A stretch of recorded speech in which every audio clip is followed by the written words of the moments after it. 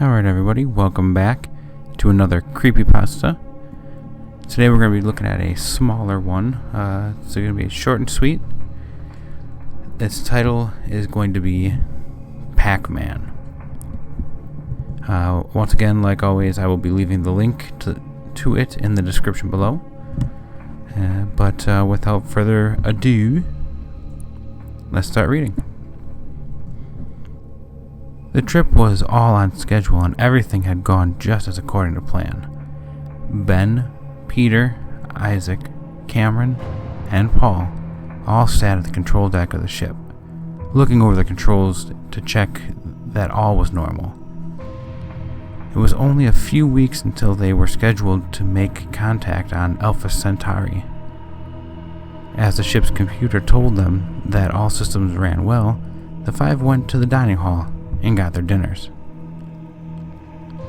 About midway through, a low buzz could be heard in the back of the ship, the kind that usually meant power failure to one of the many components. A simple fix in the day and age, so Paul got out of his seat to check it out. As he stood up, his head banged against a low lamp, creating a great sound and hurting a great deal. Paul grabbed a bottle of pills as he was leaving. The buzz became stronger and stronger as Paul got further into the ship, higher and higher in pitch and more frequently. By the time Paul realized what component the failure had been in, it was too late to fix. The main airlock had failed. A tempest of sound and wind formed in the ship as the air was being violently sucked out. It was a miracle that Paul was so near the emergency personal assistance capsule, or PAC, as it was usually called. A sort of spacesuit which delivered all necessary substances to the human body, in case they are needed for a very long amount of time. Paul grabbed it and forced his way into the emergency cabinet, which had its own airlock. He got into the spacesuit quite slowly. It slowly dawned on him that he was now alone. There was no way the others were still alive. He decided to take the spacesuit off and open the pill bottle. Over the next few hours, he stayed alive with the PAC's food snacks, which could be opened from the outside if needed.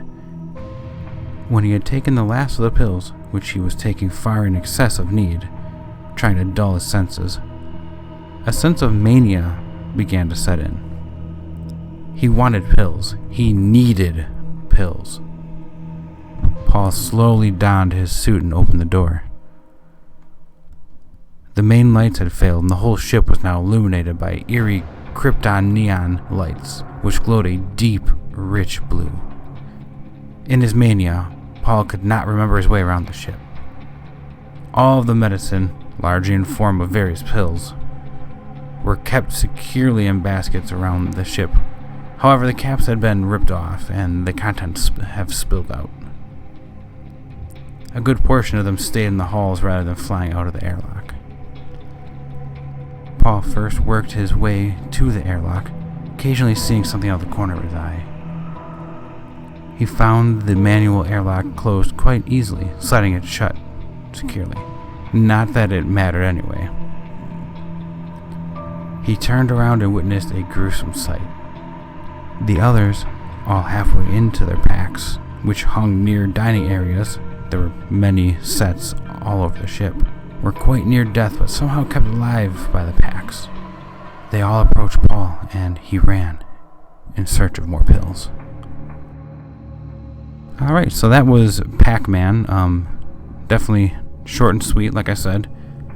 Not bad. I kind of like the atmosphere that it brings. It really kind of sets a mood, like this is what Pac-Man could actually have been about somebody who was the last one. He's stuck on a ship, and he's just basically self-medicating to get rid of all the senses of what's going on. His half dead or all the way dead shipmates. All in all, I think that it could have been a little bit better. Like some of the wording, I don't know. I feel like the basic premise of this is great and it's here. I think it needs to be just, I don't know, fleshed out a little bit more. Maybe they could build a little more suspense in there. I don't know. I'd give it a solid like 8, 7 or 8 out of 10. I just really think that for how short it is, it gets a lot across what it needs to, but I think that it could have been a little bit longer and a little bit more, what's the word I'm thinking of? A little bit more descriptive about some of the things. I'm just happy it didn't go into the normal cliches of everybody being like blood and gore everywhere, because that always takes me out. I sometimes it's useful, sometimes it's needed, but all in all, this one's pretty cliche free. It's more of an origin story than a video game creepypasta, but it kind of works both ways. Anyway, if you like this or if you like what you see, feel free to hit the subscribe button. Feel free to check out the original author and the original post down at the bottom. I'll leave it in the description as always. And feel free to leave any suggestions down in the comments below. Anyway, once again, like it if you like it, dislike it if you didn't, but feel free to come back for more. Thank you, and have a good one.